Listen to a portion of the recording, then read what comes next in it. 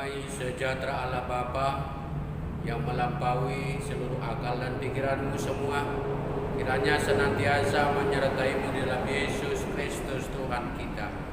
Amin. Firman Tuhan bagi kita pada minggu ini tertulis dalam kitab Yeremia 29 ayat 1 hingga ayat 7. Firman Tuhan, beginilah bunyi surat yang dikirim oleh Nabi Yeremia dari Yerusalem kepada tua-tua di antara buangan, kepada imam-imam, kepada nabi-nabi, dan kepada seluruh rakyat yang telah diangkut ke dalam pembuangan oleh Nebukadnezar dari Yerusalem ke Babel. Itu terjadi sesudah Raja Jekonia bersama Ibu Suri, pegawai-pegawai istana, pemuka-pemuka Yehuda dan Yerusalem, tukang dan pandai besi telah keluar dari Yerusalem. Surat itu dikirim dengan perantaraan Elisa bin Safan dan Gemaria bin Hilkia yang diutus oleh firman Tuhan, yang diutus oleh Sedekia Raja Yehuda ke Babel kepada Nebukadnezar Raja Babel. Bunyinya, beginilah firman Tuhan semesta alam, Allah Israel, kepada semua orang buangan yang diangkut ke dalam pembuangan dari Yerusalem ke Babel. Dirikanlah rumah untuk kamu diami, buatlah kebun untuk kamu nikmati hasilnya. Ambillah istri untuk memperanakkan laki-laki dan perempuan. Ambilkanlah istri bagi anakmu laki-laki dan carikan suami bagi anakmu perempuan, supaya mereka melahirkan anak laki-laki dan perempuan, agar di sana kamu bertambah banyak dan jangan berkurang. Usahakanlah kesejahteraan kota kemana kamu aku buang, dan berdoalah untuk kota itu kepada Tuhan, sebab kesejahteraannya adalah kesejahteraan. Usahakanlah kesejahteraan kota di mana kamu aku buang, dan berdoalah untuk kota itu kepada Tuhan, sebab kesejahteraannya adalah kesejahteraan. Demikian firman Tuhan. Bapak, Ibu, saudara terkasih dalam nama Tuhan Yesus Kristus, orang Batak berharap dalam falsafahnya kekayaan atau hamoraon, berketurunan atau hagabeon, dan harga diri kemuliaan hasangapon. Hampir semua orang mengupayakannya. Mungkin juga bukan hanya orang Batak yang bermimpi agar menjadi kaya raya dan sejahtera, karena kesejahteraan ini sudah dianggap sebagai harga diri atau kemuliaan yang luar biasa, karena itu adalah anugerah Tuhan yang asali. Tuhanlah yang membuat kaya dan Tuhanlah yang memberikan, menjadikan sejahtera. Sejahtera secara umum menunjukkan keadaan yang baik, kondisi di mana orang-orangnya dalam keadaan makmur, dalam keadaan sehat dan damai. Dalam segi ekonomi, sejahtera dihubungkan dengan keuntungan benda. Sejahtera memiliki arti khusus, resmi, dan teknikal seperti dalam istilah fungsi kesejahteraan sosial. Jadi dalam kebijakan sosial, kesejahteraan sosial menunjuk kepada jangkauan pelayanan untuk memenuhi kebutuhan sosial, kebutuhan masyarakat. Ini adalah istilah yang digunakan dalam ide negara sejahtera yang biasa disebut dengan world welfare.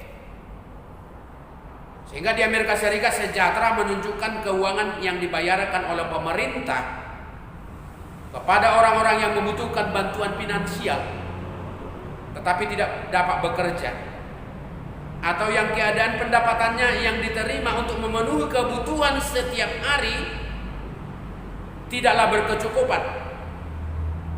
Jadi jumlah yang dibayarkan biasanya jauh di bawah garis kemiskinan, dan juga memiliki kondisi khusus seperti buktinya seseorang masih dalam mencari pekerjaan atau kondisi yang lain, lemah fisik, dan juga memiliki kondisi khusus seperti kewajiban menjaga anak yang mencegahnya untuk dapat bekerja. Itu di Amerika, itu dibayar. Di beberapa kasus penerima dana bahkan diharuskan bekerja dan dikenal sebagai UP, artinya upah kerja. Nak perupani di tengah-tengah ni habatako mulai dengan pesta adat memasuki rumah baru, mamongoti pesta pangulihon anak dah pangulihon baru, pernikahan anak dan pernikahan putri selalu disematkan wejangan gok pinahan di bara susuk eme di sopo bahak sere dohok mas dijabu katanya teman berkembang ternak berkembang biak di kolong rumah dan gubuk penuh dengan padi, kira-kira seperti itu terjemahannya. Jadi kaya raya.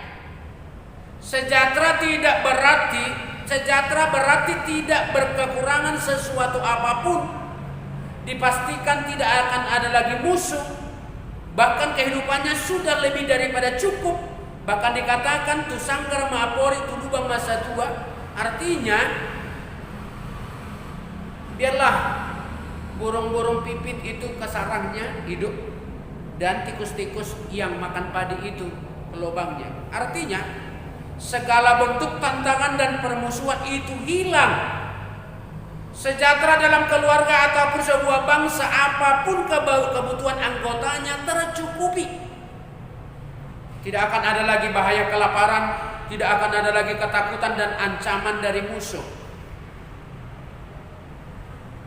Jadi Yeremia memotivasi, membekali dan menasihatkan kepada seluruh umat Israel di pembuangan agar jangan terlena dengan keadaan pembuangan itu, dengan meningkatkan semangat hidup dan bekerja. Sama seperti topik pemerintahan kita Indonesia menyatakan bekerja dan bekerja. Bagaimanapun juga kita memahami keadaan sebuah bangsa yang terbuang di tempat yang jauh dari kampung halaman, melebihi keadaan terpenjara, di mana Tuhan menyuruh Raja Nebukadnezar untuk menghukum bangsa Israel atas sebab dosa dan kejahatan bangsa itu sendiri. Terhubung dengan khotbah kita minggu lalu, Allah bisa saja menggunakan kejahatan sekalipun, menggunakan musuh-musuh kita, menggunakan api dan alam ini untuk menjadi jalan keselamatan umatnya. Iya. Bangsa Israel dan bahkan raja, para tua-tua sudah berdosa di mata Tuhan, membuat Tuhan murka sangat besar dan harus menghukum mereka. Mereka melakukan korupsi, memutarbalikkan fakta hukum sesuai dengan selera masing-masing, dan itulah yang menjadi kesenangan mereka. Bahkan mereka malah menantarakan kaum miskin, kaum lemah dan para janda yang seharusnya menjadi tanggung jawab mereka, hanya demi kepentingan mereka lepaskan. Mereka bahkan telah mengabaikan kekudusan Allah yang ada dalam bait-Nya, sehingga semua telah berdosa dan berlaku jahat di hadapan Tuhan. Walaupun di awal-awal nats ini Yeremia sudah berulang kali menasihatkan bangsa itu, menyuarakan pertobatan, karena tunas Daud akan datang segera sebagai pembawa keselamatan bagi bangsa Israel. Jadi setiap bangsa yang kembali kepada Tuhan dan bertobat, memanggil nama Tuhan, akan diselamatkan. Tetapi suara kenabian yang diberitakan dengan kuat, bangsa Israel malah semakin tegar tengkuk, malah semakin mengeraskan hati. Inilah yang membuat hukuman pembuangan harus terjadi. Jalan satu-satunya hukuman mereka untuk menyelamatkan bangsa itu yang diberikan Tuhan adalah pembuangan. Dan Babel dan Raja Nebukadnezar dipakai Allah untuk menawan bangsa yang berdosa ini. Rupanya hukuman itu dampak daripada kejahatan dan dosa bangsa Israel, tidak hanya membuang bangsa Israel, Tetapi juga bait Allah yang didirikan Salomo yang tidak tahu apa-apa harus dibakar oleh Raja Babel yang tinggal adalah puing-puing. Sebuah kota yang dulunya diberikan image kota ramai dengan hiruk pikuk kemegahan, dan kota Helenisme, kota kebudayaan, telah menjadi puing-puing, telah berubah menjadi reruntuhan. Sukacita Yerusalem, tempat kedamaian, kini telah menjadi kesepian. Tempat persekutuan orang percaya dan sumber ilmu keyahudian dan pengetahuan, sumber budaya sepertinya telah menjadi tak berpenghuni. Bangsa Israel telah dibuang ke tempat orang lain. Seakan-akan Tuhan telah menjawab doa mereka yang tidak pernah merasa menyadari telah terjadi di tempat yang dulunya adalah kebahagiaan dan kesucian, kini telah menjadi pengkhianatan.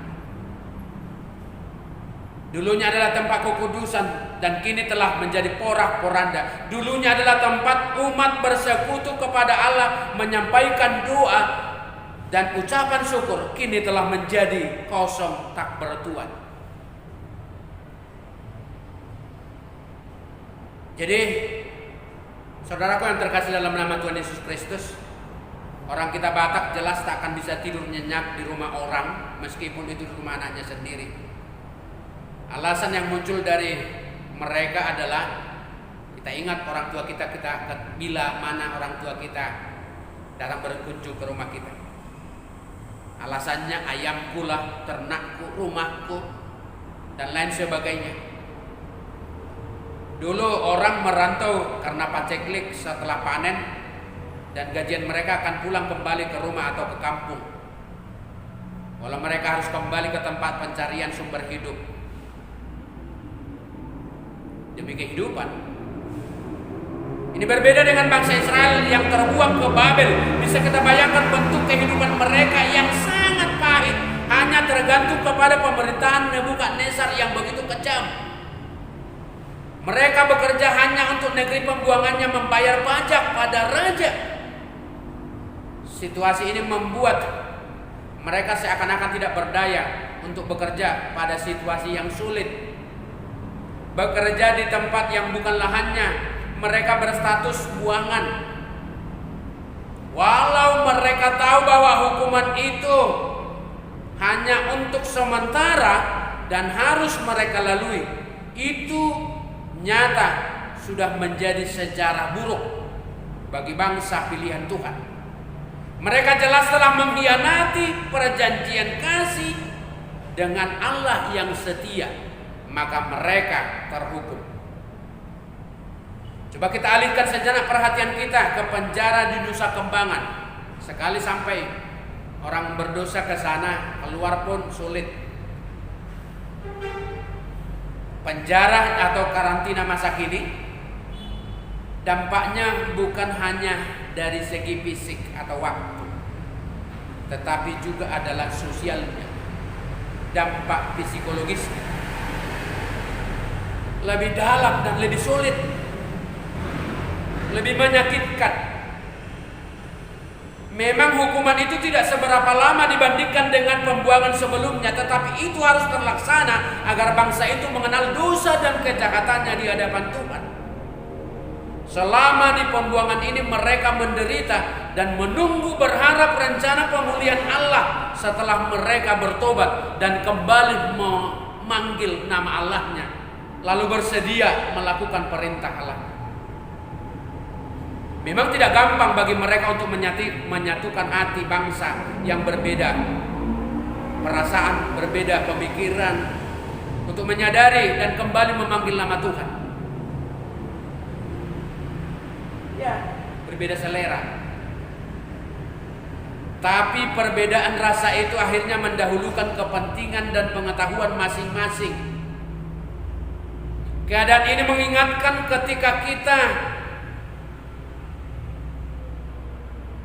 ketika Musa atas kehendak Tuhan mengeluarkan bangsa Israel dari Mesir, hingga mencapai 40 tahun di perjalanan yang seharusnya bisa ditempuh 2 hari. Sebagian besar mereka sangat menderita di pembuangan. Tetapi ketika dikeluarkan, mereka ada banyak yang bersungguh-sungguh, ada yang ingin kembali ke Mesir. Mereka menangis mengingat kehidupan yang enak di Yerusalem dan indah tinggal di tanah lahir. Di saat seperti inilah Yeremia mengirimkan surat penguatan ini agar jangan menyesali apa yang sudah terjadi di masa lalu dan lebih baik memandang ke depan. Penyesalan tiada guna, gak ada gunanya. Sebab kehidupan seperti ini telah berulang kali terjadi bagi mereka. Tuhan mengampuni, mereka berdosa lagi, Tuhan mengampuni, berdosa lagi.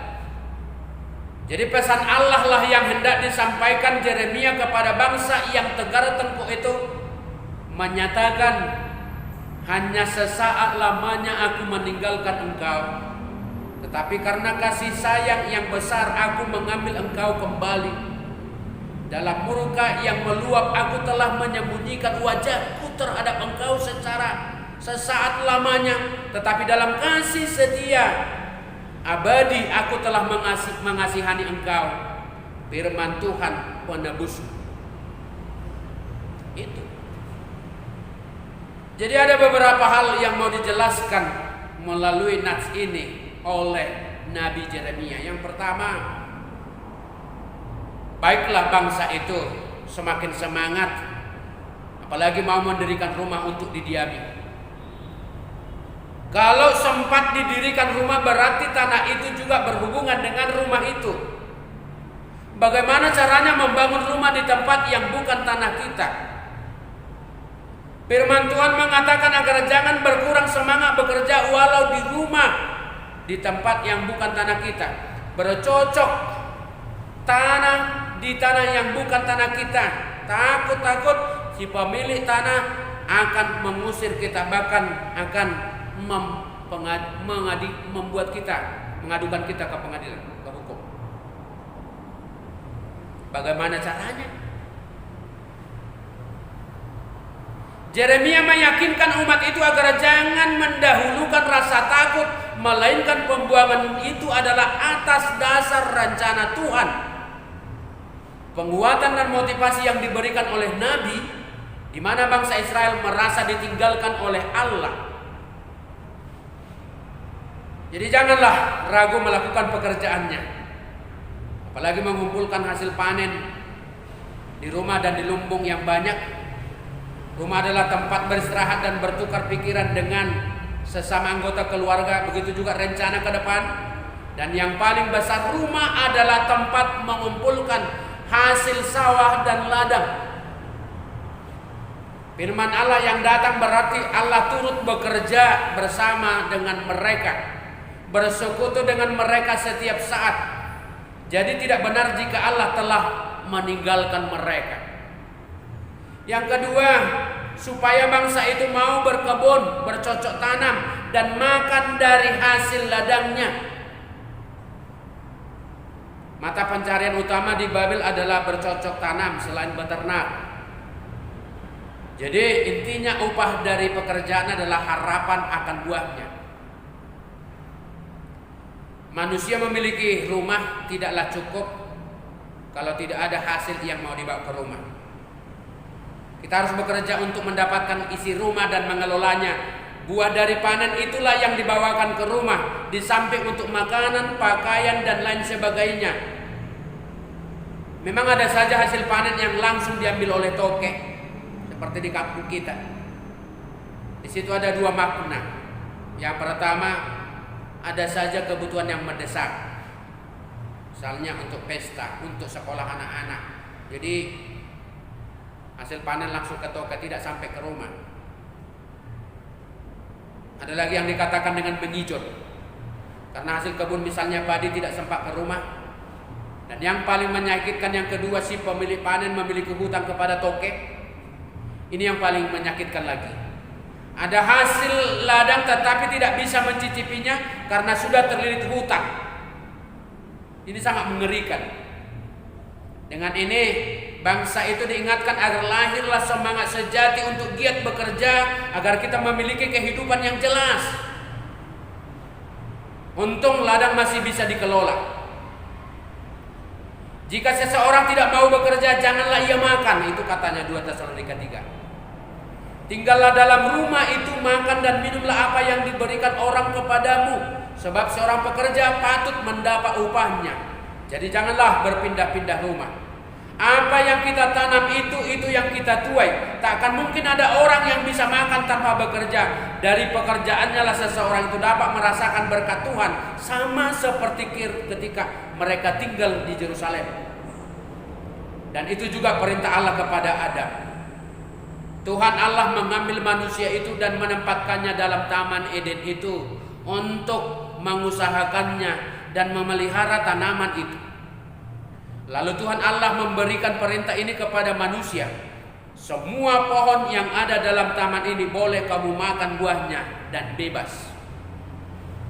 Perlu juga kita ingat dan bahwa setiap orang yang dapat makan, minum dan menikmati kesenangan dalam segala jerih payahnya, itu juga adalah pemberian Allah. Itu kata Pengkhotbah 3 ayat 13. Jadi Tuhan tidak membiarkan orang benar menderita kelaparan, tetapi keinginan orang fasik ditolaknya. Tangan yang lamban membuat miskin, tetapi tangan orang rajin membuat kaya. Siapa mengumpulkan pada musim panas, ia berakal budi. Tapi siapa tidur pada waktu panen membuat malu. Itu Amsal 10 ayat 3 hingga 5. Jadi setiap orang yang dikarunia Allah kekayaan dan harta benda dan kuasa untuk menikmatinya, untuk menerima bagiannya, dan untuk bersukacita dalam jerih payahnya, itu juga karena karunia Tuhan. Pengkhotbah 5 ayat 18. Dan yang ketiga, Bapak Ibu Saudara yang terkasih dalam nama Tuhan Yesus Kristus, menikah dan beranak cucu. Kalimat ini adalah lanjutan rencana keselamatan Allah melalui Adam. Allah memberkati mereka, lalu Allah berfirman kepada mereka, beranak cuculah dan bertambah banyak, penuhilah bumi dan taklukkanlah itu. Berkuasalah atas ikan-ikan di laut dan burung-burung di udara dan atas segala binatang yang merayap di bumi. Tuhan mengingatkan kembali rencana yang mulia ini, mengingatkan kembali pemenuhan janji Allah melalui nenek moyang mereka Abraham. Meskipun mereka masih tinggal beberapa saat di pembuangan itu, tetapi rencana keselamatan itu tetap akan terjadi. Sehingga pada saat ini Tuhan merencanakan sesuatu yang mulia bagi mereka. Beranak cuculah dan bertambah banyak, sehingga keturunanmu tidak akan pernah berkurang. Memiliki istri, memiliki anak, menikahkan anak, sehingga besarlah keturunan Israel di Babel. Yang keempat dan yang terbesar adalah mengusahakan kesejahteraan kota tempat tinggal kita. Itu adalah tanggung jawab setiap orang percaya untuk mendoakan dan mengupayakan kesejahteraan kota di mana kita tinggal. Walaupun itu bukan kota kita. Yang terutama adalah kita diberi tempat tinggal dan bekerja saja sudah cukup. Mendoakan di sini adalah mengutamakan doa kita kepada Tuhan supaya orang-orang yang tinggal di kota itu semua, baik rakyatnya maupun pemerintahnya, diberikan kemakmuran dan kesejahteraan. Kata ini identik dengan mengupayakan. Jika kota sejahtera, maka setiap isi kota turut merasakan sukacita dari kota itu. Begitu juga sebaliknya. Jadi ajakan dan motivasi dari Yeremia untuk mendoakan Babel menegaskan sebuah iman yang luar biasa dari bangsa itu, bahwa Tuhan masih bersama-sama dengan mereka, bahwa rencana mereka terbuang juga adalah atas sepengetahuan Tuhan. Tuhan turut bekerja dengan mereka adalah sebuah tindakan konkret dari rencana pemulihan pemeliharaannya. Dia tidak membiarkan bangsa yang terbuang itu semakin terpuruk. Jadi kenyamanan dan kesejahteraan mereka akan dipulihkan kembali. semua umat harus memiliki tanggung jawab kepada kota dan pemerintah di mana mereka hidup. Dan setiap orang yang bekerja pasti memiliki upah, apalagi dalam pembangunan rencana Tuhan. Tiada guna hidup dalam penyesalan. Berpikirlah dengan matang tentang masa yang akan kita kerjakan, karena tantangan dan beban itu tetap juga akan ada. Tergantung kita diselamatkan atau mau diselamatkan atau tidak. Tidak gunanya mendua hati dalam menghadapi tantangan hidup. Kita tidak mungkin mampu menahan cobaan itu bila hanya mengandalkan diri sendiri. Seringkali kita seperti orang buangan dalam menjalankan roda kehidupan kita. Bekerja dan melangkahlah, tetapi seringkali kita jatuh. Walaupun kita jatuh, bukan berarti kita sudah mengakhiri hidup. Sehingga nyatalah bahwa tidak semua yang kita kerjakan itu berhasil, apalagi hanya mengandalkan kemampuan diri sendiri. Kita seakan telah menjalani pembuangan itu. Banyak sekali cobaan dan menyakitkan yang kita harus lewati. Minggu hari lepas hari, minggu, bulan dan tahun, perlu kita melihat tangan Tuhan bekerja mengawal kita menuju sukacita. Ingat bahwa semua yang ada di dunia, baik suka maupun duka, akan berakhir. Tidak ada yang tetap. Mungkin kita tidak akan pernah tinggal di suatu tempat, atau kita juga tidak ada kesempatan untuk tinggal di kota kita, di tempat halaman kita. Tetapi bukan berarti kita adalah orang buangan, atau di pulau yang lain, atau di negara yang lain. Tetapi yang terutama adalah hiduplah menurut kehendak Tuhan. Rajinlah bekerja supaya kita mendapatkan upah. Maka usahakanlah selalu kesejahteraan di mana kamu tinggal, sebab kamu akan bersuka cita dari kesejahteraan kota itu. Marilah kita sama-sama mengupayakan kesejahteraan kota itu. Percayalah, Tuhan akan turut bekerja untukmu dan untuk bangsa ini, karena Dialah yang akan mengangkat kita dari pembuangan hidup ini, menjadikan kita umat pilihan yang telah dipulihkan dengan perjanjian yang selalu baru. Dengan demikian, kembalilah senantiasa kepada Tuhan. Jangan andalkan kekuatanmu. Tuhan akan bersama kita senantiasa memberkati. Amin.